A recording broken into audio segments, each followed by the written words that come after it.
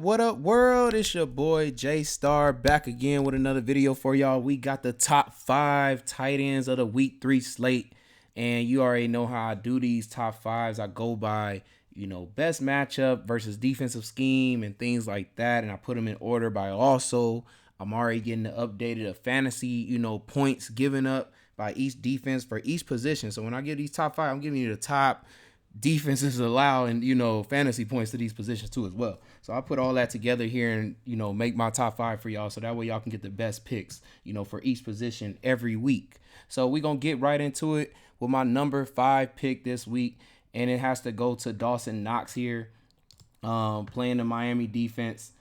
Just the defensive scheme allows Dawson Knox to be very to produce some good numbers here. If he can get about 5 to 7 targets, definitely can see him actually getting into the end zone on this game. I expect this game to really somehow just, I know it's two good defenses, but I mean rivalries. I tend to not care about defenses when it's rivalries, and also I tend to not care when a good defense is going against an offense that puts pressure on them every time they get on the field because they just have too many weapons. So definitely, I feel like, Dawson Knox is in for finally probably an end zone touchdown in this game, and I definitely got to put him in the lineup. Miami is one of the defenses that give up to the tight end too as well for fantasy points, and so I definitely had to put him in my top 5 because of that, especially because of the type of quarterback he has, offensive scheme, with all the weapons they have out there offensively. I expect Gabe Davis to be back too this week, so definitely had to toss in Dawson Knox for my top 5, and he is the number 5. We're going to move on to number 4, though. This week at number 4, we got to go pay up a little bit, I believe. Let's see. Move off of this. Paying up for Kyle Pitts at number 4, man. 4,800 here. Coming off a poor game, the last game against the Rams. I really didn't expect him to do too well in that game, though, even though the defense kind of bodes well for him. But the Rams have been pretty good, even playing that defense against tight ends. I believe it has to be due to their safeties are being pretty good, and then not even that their safeties are all good. It's just that their linebacker core is amazing. I believe they have Leonard Floyd, and then they just picked up golly, why can't I think of his name right now, man? Bobby Wagner, y'all. Bobby Wagner. So it makes it really hard for tight ends to get off of them because they're very good cover linebackers and really fast too as well. So, I can see why he had such a poor game. I expect more of a 7-target game in this game. I expect this game to be probably a sneaky shootout of a game too. So I expect multiple opportunities to score. I expect him to finally get his USA, in the United States of America touchdown for Kyle Pitts in this game. Could be his biggest game after that because he probably could get 2 touchdowns in this game as well. I expect him to have about 7 targets, and that's why he's my number 4 tight end on the top 5 here for this week's slate. And then at number 3 this week, let me go pay. I think we go a little bit down here. Yep.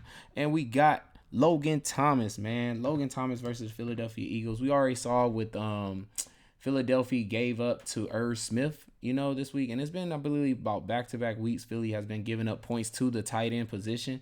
I expect them to have to use Logan Thomas a lot because after we saw the way Slade was locking up Jefferson, they're going to have to spread this ball around to other positions, and it's going to be Logan Thomas, man. I expect Logan Thomas, he might have to receive about 8 dumps or something like that, because of the pressure. I expect them to probably be able to get to Wentz, and he's going to have to dump it off just to get the ball out and try to complete some first downs. And so I can see Logan Thomas, actually getting a touchdown in this game like he did the last game, developing some good fantasy points since, like I said, Philly does give up fantasy points up there in the top 10 of fantasy points to tight end. So I had to put Logan Thomas in that.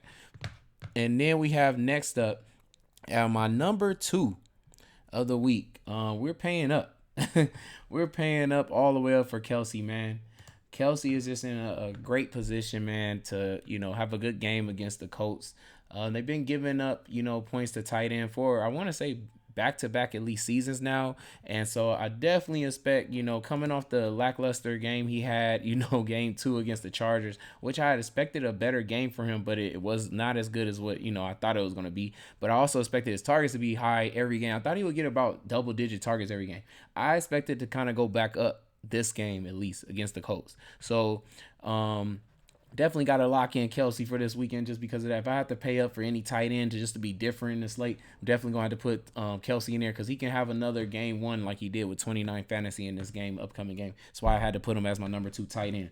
And for my number 1 tight end of the slate, y'all. At number 1, we have let's see, let's scroll it right here. Tyler Higbee, man. Arizona has given up a touchdown, I believe, every game to a tight end.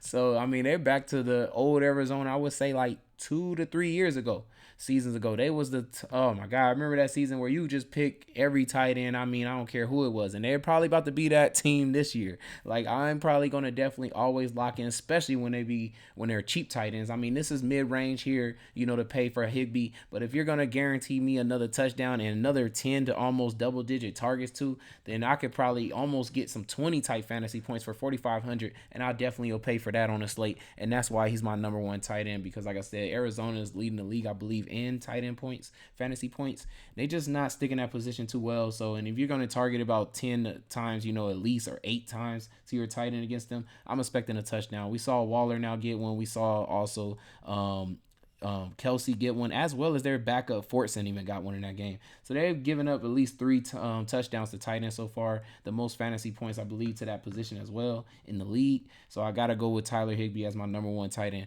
who just missed the cut though at tight end this week. Would have to be, let me see, where is he at here? Is he pretty cheap? Yes, he is. So it'll be Hunter Henry, who I thought was going to have a decent game last game, but I don't know what happened in this game.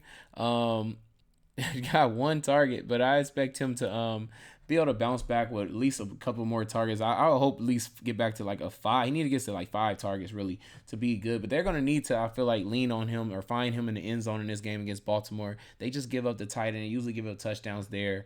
And I just feel like since it's a kind of tough matchup, I don't expect it to be as easy as it was for Tua against Baltimore for New England.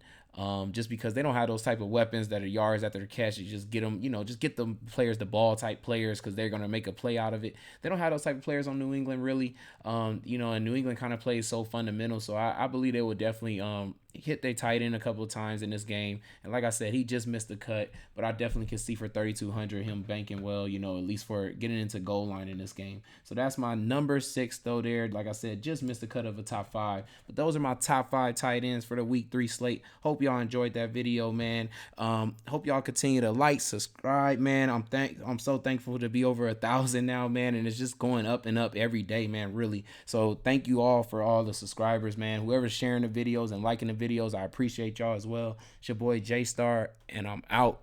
Peace.